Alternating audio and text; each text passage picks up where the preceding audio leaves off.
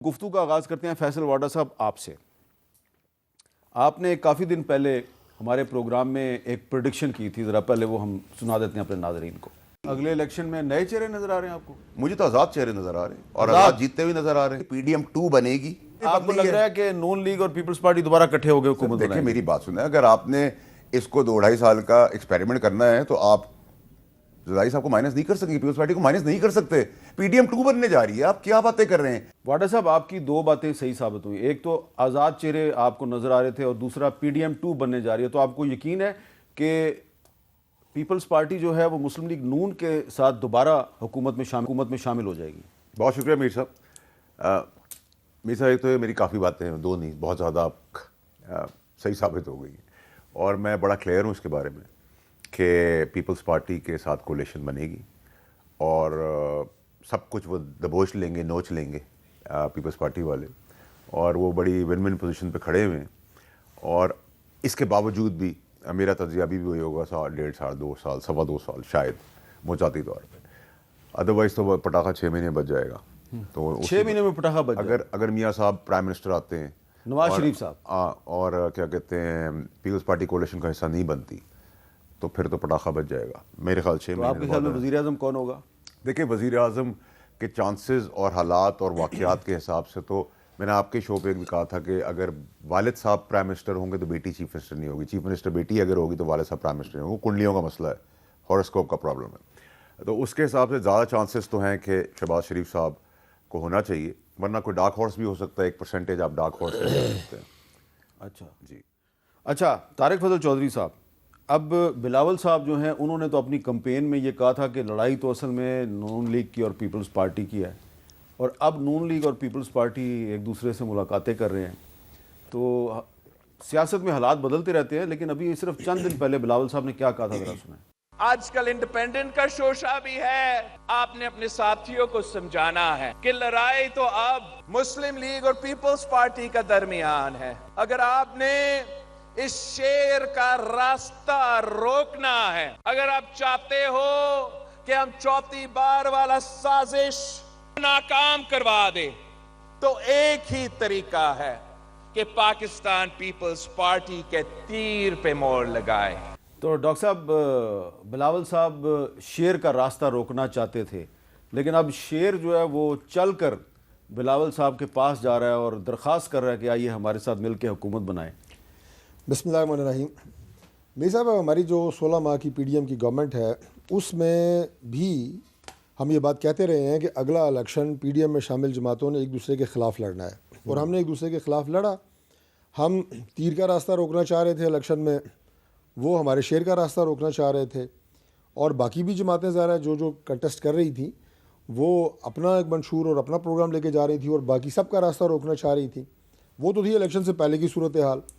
अब इलेक्शन के बाद की जो सूरत हाल है, इसमें तो मैंने शायद आपके प्रोग्राम में भी ये कहा था कि बहुत ही खुशाइंद होता कि अगर एक पार्टी जो है वो सिंगल लार्जेस्ट पार्टी आ जाती और सादा अक्सरियत ले लेती, तो मुल्क जिन बुरहानी कैफियत से गुज़र रहा है उसकी लंबी तफसीलात क्या बयान करनी, सबको पता है, हम किन मसाइल से दो चार हैं, उनसे निपटने में आसानी होती।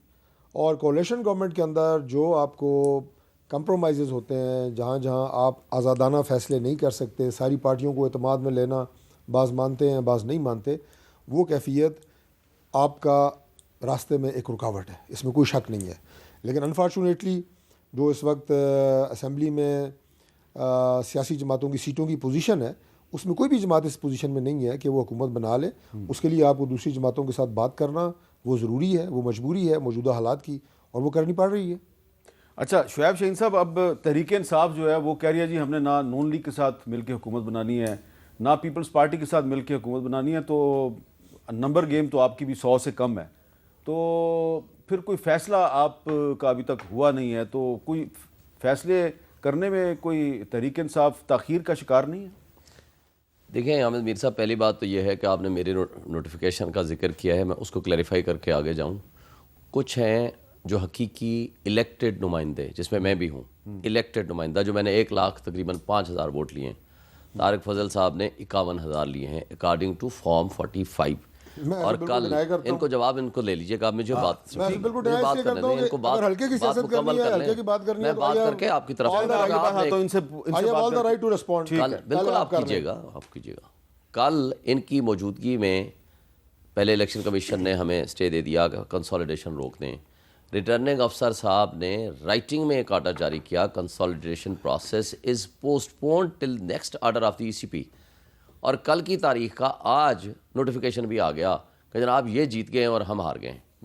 अब क्वेश्चन यहाँ ये पैदा होता है कि कुछ तो हैं कठपुतली नुमाइंदे, कुछ लेकिन ये हैं हकीकी इलेक्टेड। नोटिफिकेशन NA 46, 47, 48 तीनों का है। जी तीनों का है, मैं वही कह रहा हूँ ना, ये कंसोलिडेटेड नोटिफिकेशन होता है, ये अलग एक शहर का या एक इलाके का नहीं होता। वो तब होता है कि जब कंसोलिडेटेड नोटिफिकेशन में अगर कोई किसी का स्टे है, कोर्ट में मैटर पेंडिंग है, किसी का डिस्प्यूट है, तो वो 1, 2, 3 का अलग हो सकता है, वरना ये जॉइंट होता है।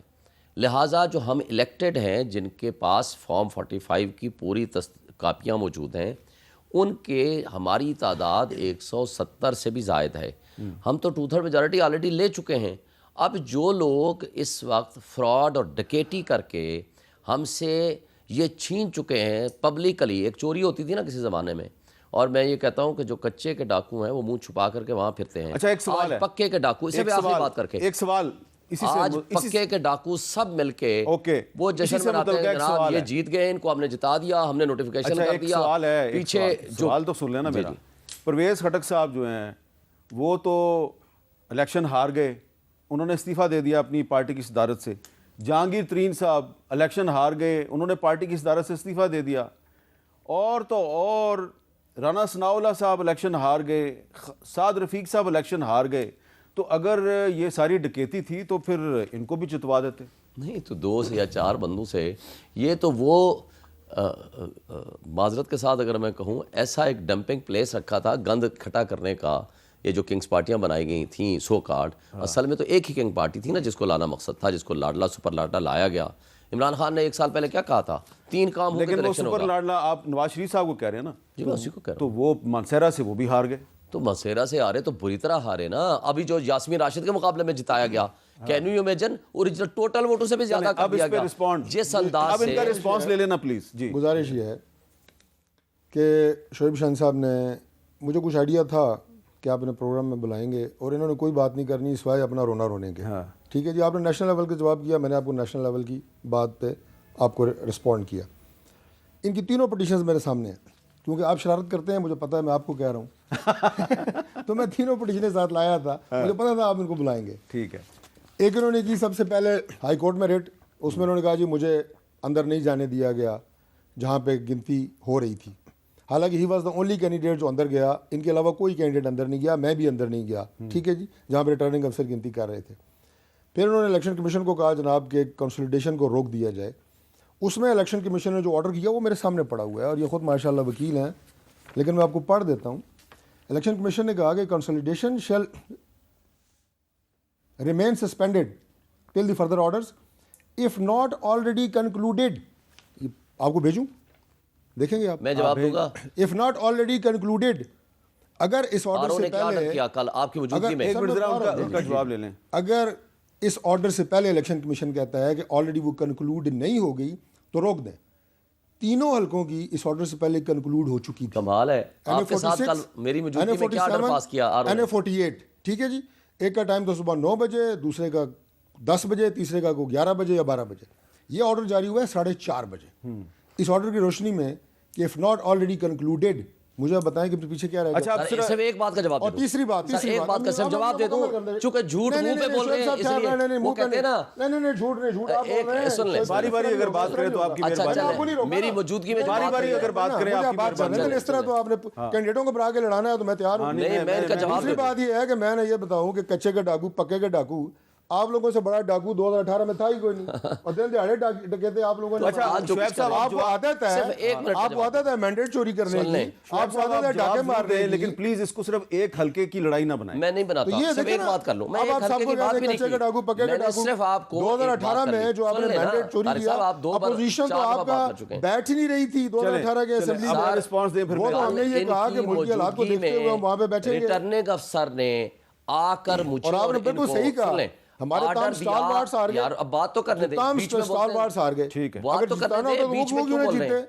रिटर्निंग अफसर ने हमें लिख के दिया, राइटिंग में, ओरिजिनल राइटिंग मेरे पास मौजूद है, process of consolidation is postpone till next order pass by the ECP. चले ठीक है। अब मुझे बता दें कैसे आप कह अच्छा, सकते चलिए हैं। अब आगे दूसरा चलें। आप आगे चलते हैं जो सर आप जी, मैंने आपको ऑर्डर बता दी है। It was already concluded before this order. के जो हमारे फॉर्म 45 के मुताबिक जीते हुए कैंडिडेट्स ने, जिसको मुखालिफ सारे तस्लीम कर रहे हैं, तो उनको आप किसी सूरत रिफ्यूज नहीं कर सकते। इनका जो डिप्टी सुन स्पीकर लें है, सर, सुन लें, 5 ये साल हमें वो स्टे ऑर्डर पे रहा है, इनको वो भुगतना आगाज़नी नहीं पड़ेगा। थी। मुल्क की अपनी इकाइयों बात को नहीं आप करेंगे। कमजोर कर रहे चले, हैं, दूसरों को बस जो है वो मुल्क इल्जाम की देते तबाही रहेंगे। कर चले दी। शुएब साहब, आप जरा आप एक कौमी सतह के एक पार्टी के कौमी सतह के मैं लीडर कौमी सतह पे आप अच्छा, अगर 70-80 सीटें छीन लेंगे तो आप क्या ये डकैती भी ना कहें? अच्छा,